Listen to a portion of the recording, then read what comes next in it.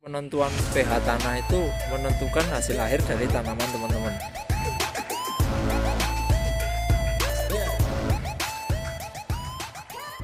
Assalamualaikum warahmatullahi wabarakatuh, guys. Jumpa lagi dengan Mr. Kresek, teman-teman ya. Kali ini Mr. Kresek sedang melakukan olah lahan. Ini lahan bekas tanaman kacang panjang, teman-teman ya. Nah, ini sedang saya siapkan untuk bedengan-bedengannya, dan jarak perawatannya sudah saya sesuaikan dengan ukuran saya. Nah, saya kan hari ini menjelaskan tentang faktor yang mempengaruhi pertumbuhan tanaman. Nah, ini teman-teman ya. Nah, di sini teman-teman, di sini bisa teman-teman lihat ini tanahnya agak putih kecoklatan, teman-teman ya. Nah, beda dengan bedengan yang sebelah sini. Nah, ini dia hitam, teman-teman ya, dia hitam. Nah, ini nanti saya akan jelaskan faktor yang mempengaruhi pertumbuhan tanaman, dan ini pembahasan saya adalah tentang pH tanah. Nah, nanti saya jelaskan pH-nya yang di sini dan yang di gelap itu, teman-teman ya. Mudah-mudahan bisa menginspirasi teman-teman di mana tempat teman-teman berbudidaya. Di setiap daerah pasti pH-nya berbeda. Oke, jadi ikutin terus perjalanan Mr. Kresek, teman-teman. Faktor yang mempengaruhi pertumbuhan tanaman, teman-teman ya. Yang pertama ada faktor internal, kemudian yang kedua ada faktor eksternal. Nah, faktor internal itu faktor dari tubuh tumbuhan, teman-teman ya. Nah, itu dibagi menjadi dua. Yang pertama ada gen, yang kedua ada hormon. Kemudian untuk faktor eksternal itu faktor dari luar tubuh tumbuhan, seperti satu tanah, dua cahaya matahari, tiga suhu, empat kelembaban, yang kelima ada nutrisi, teman-teman ya. Nah, sekarang saya bawa pH meter, teman-teman ya. Misalkan teman-teman tidak ada pH meter, teman-teman boleh menggunakan tanaman budidaya untuk mengecek tanah, teman-teman. Nah, karena saya akan menjelaskan tentang tanah atau faktor eksternal sambil kita lihat tanaman bibit yang sedang saya semai, dan lahan ini nanti kalau udah siap akan dipindahkan, teman-teman ya. Tapi kita cek dulu untuk pH tanahnya. Tanaman budidaya saya, teman-teman ya. Wah, ini udah belum apa-apa, udah mau mati dia, teman-teman.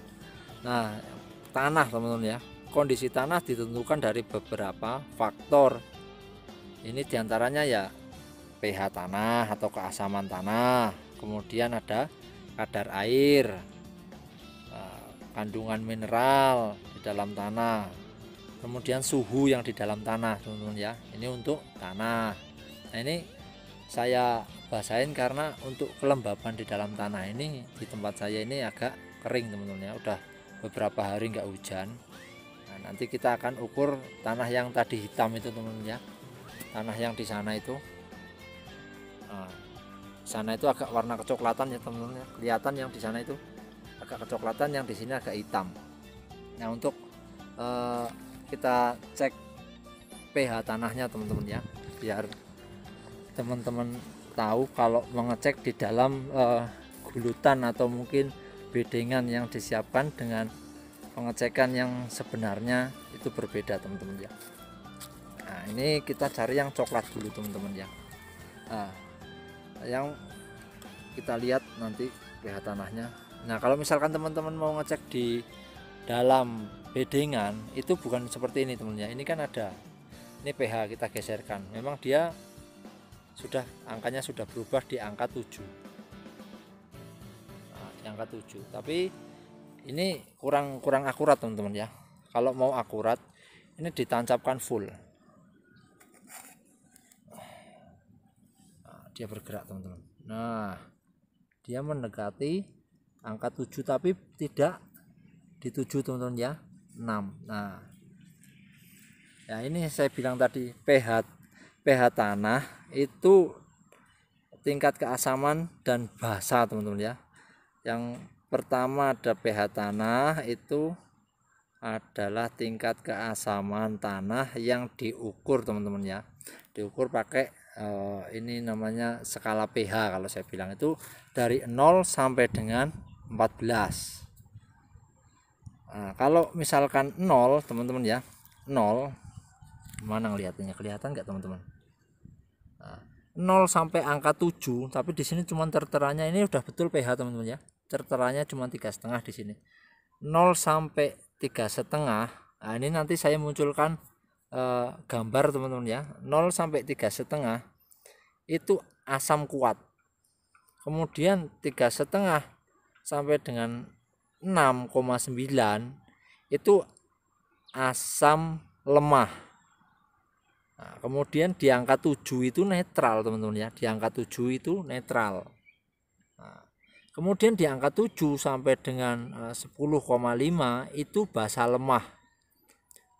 Kemudian 10,5 sampai dengan 14 itu basa kuat teman-teman ya.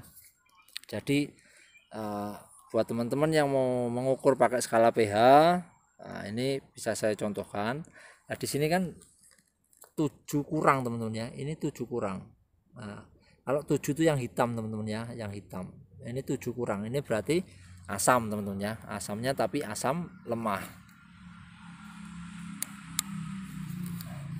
Kemudian kita cek ke lahan yang tanahnya berwarna hitam teman-teman ya. Kita pilih di sini teman-teman. Nah, ini agak hitam nih. Ini hitam. Ini hitam teman-teman ya. Ini tanahnya hitam, beda dengan yang tadi putih sekali. Ini tanahnya agak lengket. Kalau yang putih tadi yang di sana itu dia agak ambiar teman-teman ya, atau mungkin pecah tanahnya, mudah terurai. Kita lihat di sini. Kalau mau masukin ke bedengan tuh dalam sekalian teman-teman. Kalau di bedengan ini style ke pH. Ini sama teman-teman ya. Oh ya teman-teman, ini malah lebih asam nih, nggak mendekati 7. Nah, ini lebih asam teman-teman ya.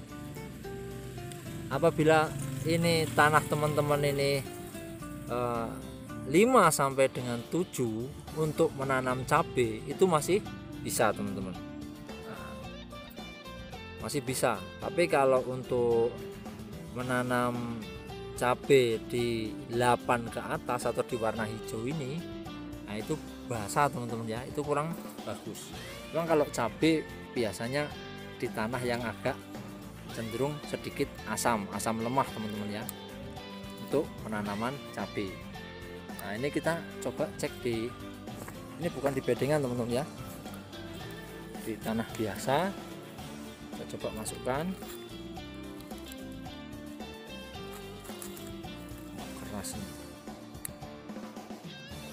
Oh di sini malah 7 kurang sedikit teman-teman ya.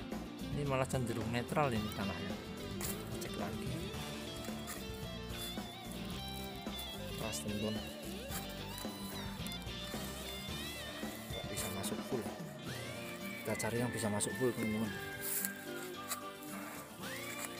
Ah ini bisa teman-teman.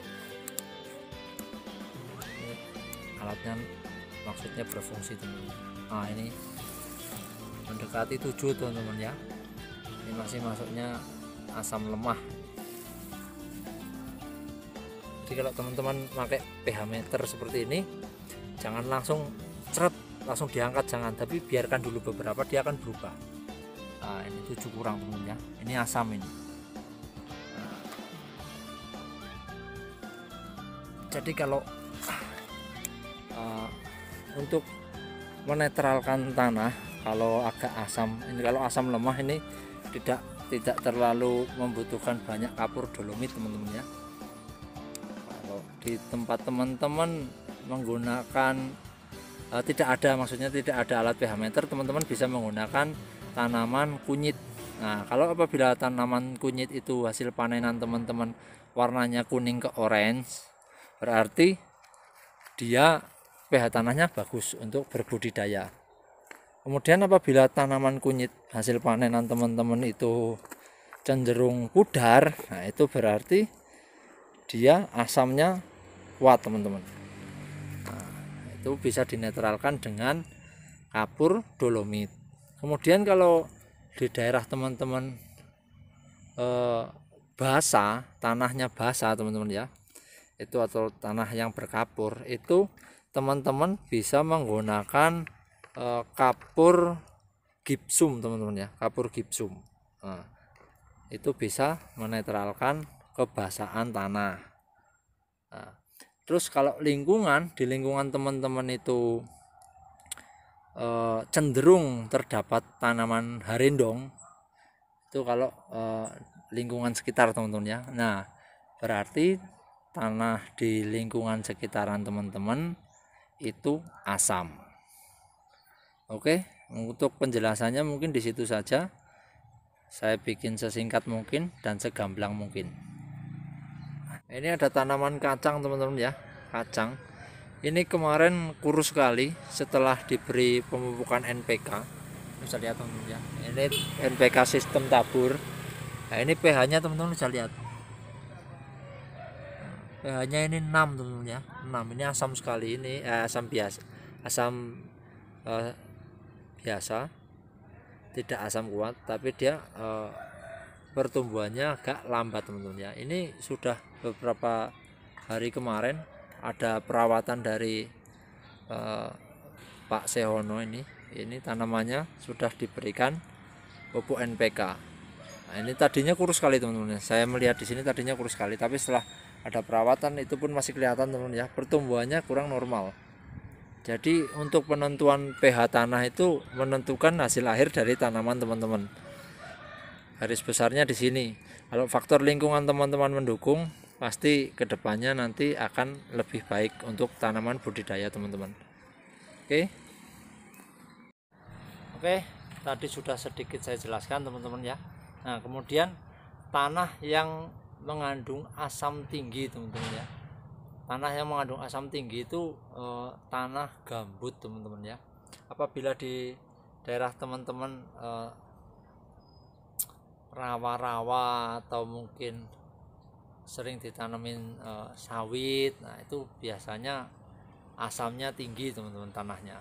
Kemudian kalau di daerah teman-teman sering buat menanam jagung di daerah Gunung Kapur, nah itu dia cenderung tanahnya lebih basah. Terus kemudian kacang-kacangan, nah dia justru malah bagus di tanah yang basah. Bahasanya bahasa lemah teman-teman ya, bukan bahasa kuat. Mungkin itu saja yang bisa saya bagikan untuk sore hari ini. Mudah-mudahan bermanfaat. Saya Mr. Kresek pamit. Assalamualaikum warahmatullahi wabarakatuh.